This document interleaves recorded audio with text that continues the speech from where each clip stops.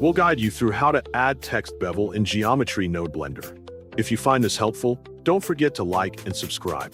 Open Blender on your computer and start a new project. Delete the default cube by selecting it and pressing Delete. Press Shift+A and choose Text from the Add menu. Press Tab to enter Edit mode and type your desired text.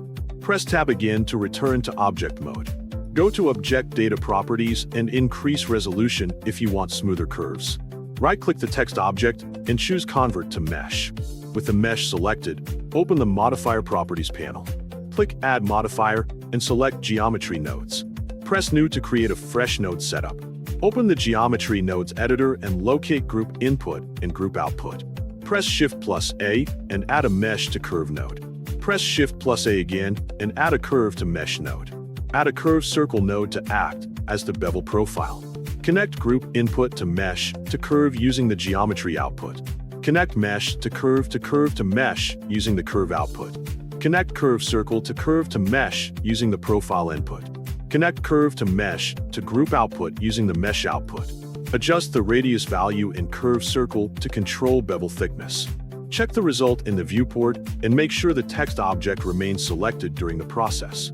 This ensures that every node you add is applied correctly to the converted mesh.